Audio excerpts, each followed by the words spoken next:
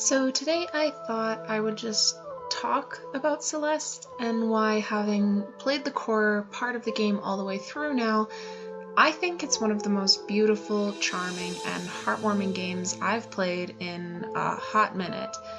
And also because there's no way I'd ever be able to do a skill-based video on this game, but that's beside the point. So the first thing that you'll probably notice about Celeste is that it draws a ton of inspiration structurally, aesthetically, and gameplay-wise from 80s and 90s platformer genre games. And while this particular structure is integral to the game and its messaging, for reasons I'm going to get to in just a second, I might also suggest that Celeste kind of challenges the typical presentation of a pure platformer game.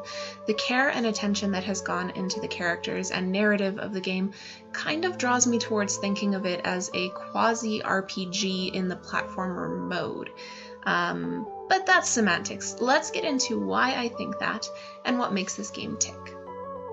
So first things first, I should probably talk a bit about what Celeste is about. Our protagonist is a young woman named Madeline who has embarked on a journey of self-actualization and fulfillment. And fairly early on in the game, we learn that Madeline is a person living with depression and anxiety, and her trek to the summit of Mount Celeste is essentially an act of challenge towards her mental illness. The importance of structure and genre of the game as a platformer becomes evident once this realization is made. We are now savvy to the knowledge that the mountain represents, in some manner, the hardships for Madeline of living with and attempting to overcome her mental illness, and the genre expectation of climbing higher and higher and going further and further onwards becomes representative of what this journey entails for Madeline and for the player by extension. That being said, the game does also play around with the traditional elements of platformers in that it offers a widely non-linear structure to most chapters and often requires you to explore large and interconnected maps made up of multiple different areas. Again, I think this fits in nicely with the idea of structure reflecting theme. Madeline doesn't confront her mental illness in a stubborn, linearly minded way because she can't. She has to approach it creatively, sometimes moving back, sometimes forward, sometimes up, sometimes down, and this is totally natural and necessary for her, and we see that reflected in the structure and play of the game. There's also the mechanics in Celeste to discuss. When you put them into context as being part of a game where you play a character challenging their mental illness, they become a sort of affect system. The emotional responses that they attempt to evoke, whether that is a seemingly unending frustration from dying over and over and over and over and over and over again, or the wave of triumph and sense of accomplishment that you get after successfully completing a particularly difficult sequence. These things are designed to interface with the narrative experience of Madeline. So in essence, the mechanics of the game encourage you to feel in a way that is comparable to what Madeline might be feeling at any given moment in the narrative. And I think this connection between player and character builds a really unique relationship. This is where we get into that quasi-role-playing game territory I was talking about earlier, because in a sense, I think throughout this game you're really on a journey with Madeline, but your experience is intrinsically linked to hers through the affect system and the emotional resonances that are generated by the interactions between structure, mechanics, and textual elements. Alright, so let's take a closer look at one of my favorite mechanics of the game, the death counter. No, really, it actually is one of my favorite parts about Celeste because it challenged me as someone who thinks they know what success in gaming looks like and put me deeper, again through emotional resonance, into Madeline's shoes. In the gameplay footage you are seeing me die a lot. But that's not just because I'm no good at platformer games.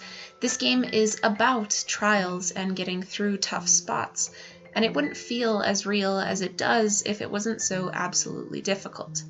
In the game menus, you can find a death tracker that tells you how many times you have died.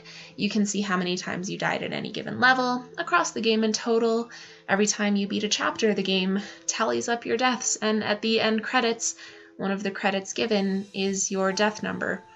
But this isn't to rub it in your face how much you suck at Celeste.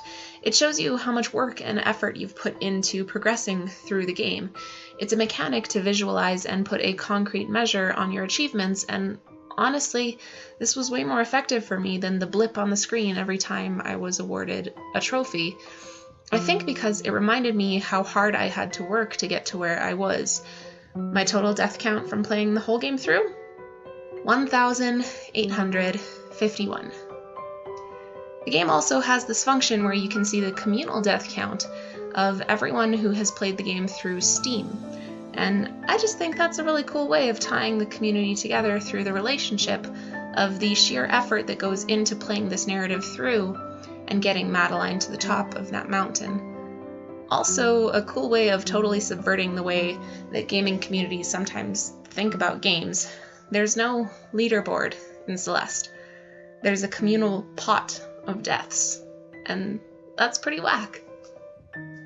I also wanted to talk a little bit more about the way that the game narratively handles Madeline's depression and anxiety, because I think that's a really important aspect of the game, and I think Celeste does a really good job with it. One of my concerns playing through the game once I realized that it was a narrative about mental health was that it would be overly simplistic in its approach. Something didn't sit right with me about the possibility that this game would end with Madeline reaching the top of Mount Celeste and summiting her illness, because that's not what the actual experience of depression and anxiety is for a lot of people. But that's not what Celeste did at all. There is a character in the game called Part of Me, who is a manifestation of Madeline's self-doubts, fears, anxieties, all parts of herself that she doesn't like at the beginning of the game, many of which are exacerbated by her mental illness. And when we first meet Part of Me, Madeline tries to hide her away from the world. And Part of Me is positioned as an antagonist. But in what I would argue is the true climax of the game, Madeline comes to the realization that this part of her is not something that she should fight against. And the toughest, most intense boss sequence becomes one where you have to chase this other part of you down. And it isn't until Madeline and Part of Me have reconciled that they are able to make it to the top of Mount Celeste together.